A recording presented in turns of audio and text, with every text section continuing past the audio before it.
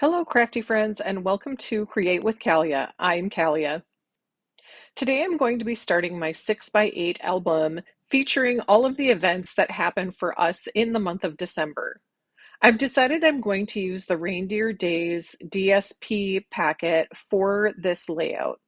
I'm leafing through the different papers right now, trying to decide which pattern is what I'm going to use for days 1 and day 2 of my album.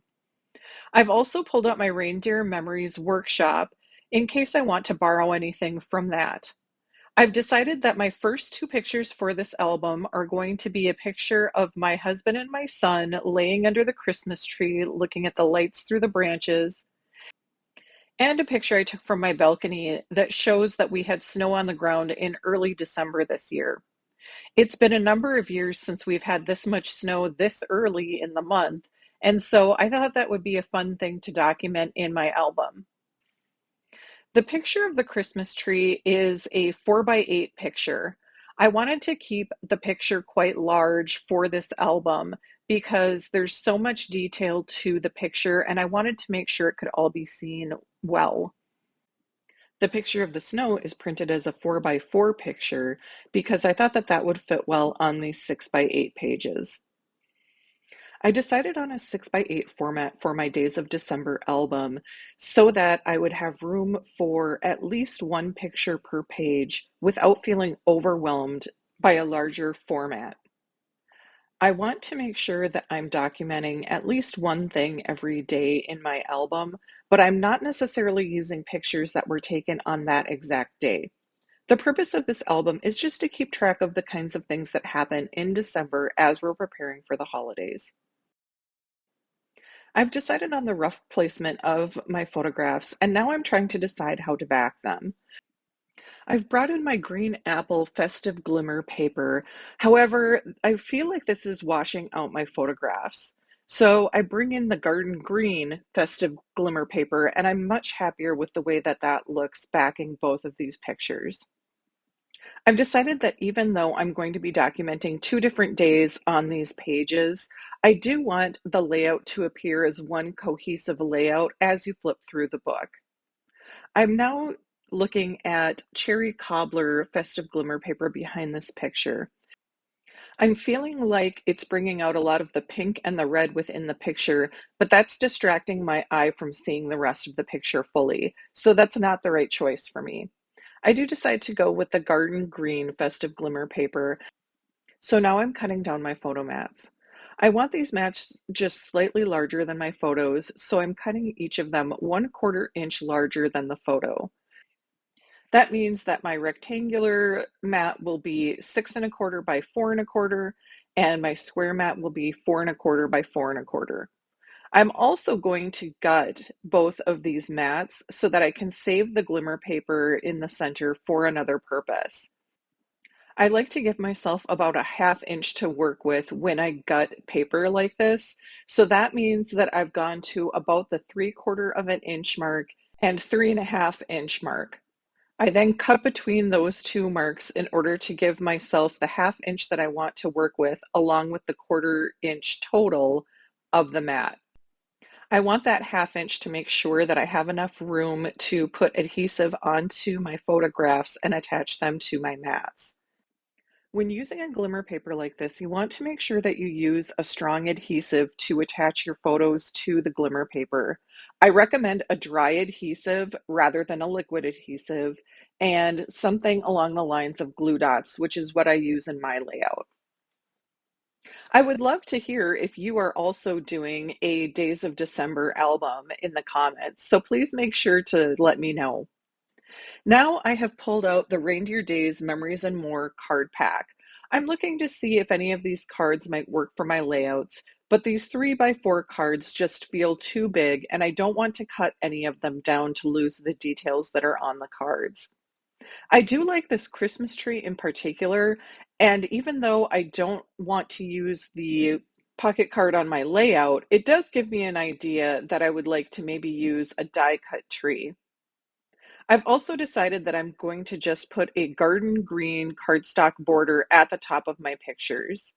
I then decide to ink around the edges of my layout just to help them pop a little bit. I will make sure to include the full list of all of the supplies that I've used for these layouts in my description below, so please make sure to check that out.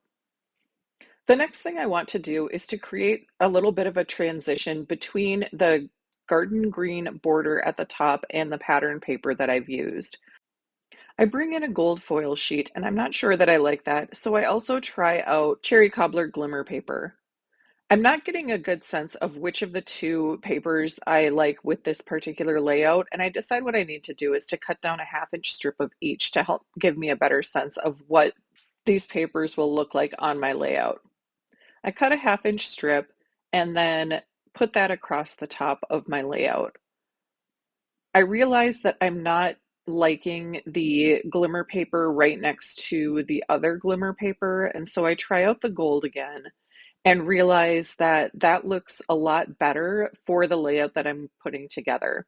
I also really like the shine that comes off of this gold foil paper. Using gold in Christmas and holiday layouts always feels very festive to me as well. If you like what you're seeing, please make sure to like and subscribe to my channel so that you don't miss the rest of the Days of December album that I'll be putting together. The next thing I do is to bring out the decorative trees dies. I cut a tree along with the swirly overlay. I run the overlay through my Xyron permanent adhesive sticker maker so that I don't have an issue with liquid adhesive spilling over the edges of the foil paper. Even though liquid adhesives dry back clear, it will dull the shine on this foil paper if it spills over the edges. So the sticker maker was a much better option. Now I'm starting to work on what other embellishments I want to bring into this layout. I've brought in some stickers from the Reindeer Days Memories and More card pack, and as I start to pile them in the corner of this layout, I like the look, but I'm also not sure that they will work for what I'm thinking for this layout. I do want to keep plenty of room on the side of the layout for my journaling as well. So I decide that the stickers have taken up too much room underneath the tree, and I'm going to remove them from the layout and just bring the tree down to the bottom of the page. I do find two stickers on these sheets that will work. The top one says Mary Mary and the bottom one says Noel. I attach both of the stickers along with the tree with some foam tape in order to give them some more dimension. Next, I bring in my decorative tree stamp set. I found a stamp that says Oh Christmas Tree on this stamp set, which is perfect for this layout. I don't currently own the Real Red Stampin' Pad. However, I do have one of the little Stampin' Spots. So I ink up my stamp with Real Red and stamp that on some white cardstock that I've cut out using the Nested Essentials dies. You may have noticed that on the right-hand side of my workspace, I had previously stamped the sentiment on white cardstock and then fussy cut around the saying. However, I realized that that didn't quite give me the effect that I was looking for.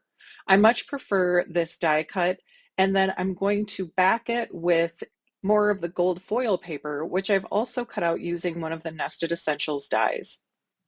I had originally cut out a circle using the Changing Leaves die set and was thinking that I would use that to put my numbers for my pages on. However, the circle just didn't fit well on the left-hand side of this layout. I try another die from the Changing Leaves set and realize that this isn't going to work well for this particular layout. I pull out this pennant instead from the Nested Essentials dies and realize that that'll fit much better on the layout that I'm currently working on. As you can see, I moved the pennant around to a few different locations on my layout, and I'm just not sure that this is the right answer either. I've brought in the Magical Days stamp set from Close to My Heart for the numbers for my layouts. I moved the number around to several different locations on my layout, but I'm just not liking it in any place that I put it. I decide to wait on it for a little while and continue to work on the right-hand side of my page. I bring in the Let It Snow stamp from the Snowy Wonder stamp set. I back this with more of the gold foil paper. Again, I move this around the layout a little bit before I finally settle on a location that I like. These snowflakes are from the Snowy Wonder die set. I chose to also stamp this sentiment in real red. I realize I don't like having 5 snowflakes in this spot, and so I drop it down to 3 instead and like that much better. One of the biggest challenges that I have had while trying to embellish these pages is to bring in enough without going overboard because I want my pictures to still stand out and not be overwhelmed by the embellishments. I use some 3D foam tape to stick the sentiment down onto the layout and then use some liquid glue to very carefully glue down the snowflakes. The word "to" also comes from the Magical Days stamp set from Close to My Heart. I've backed that with more of the gold foil paper and cut out the pennant using the Nested Essentials dies. After placing this on my right hand page, I realized that I do like that more than I had thought, and I do the same on the left hand page, placing the pennant up at the top left corner. At this point, I'm ready to bring in my journaling. I decided to do strip journaling for both pages. I've printed this off using my inkjet printer and then cut the strips into sizes that fit well on these pages. I've also inked around the edges using my garden green Stampin' Pad. I use a little liquid adhesive on the back of each strip and then carefully stick it down to the page. Using a liquid adhesive means that I have a little extra time to move things around if I need to. And now my layouts are complete. I love how much the tree stands out in this picture on this layout, and I'm happy that I've been able to tell 2 different stories from our days in December. If you've enjoyed watching, please make sure to check out the playlist here, and I will continue to update it with the videos from this project series. Thank you for watching and craft on.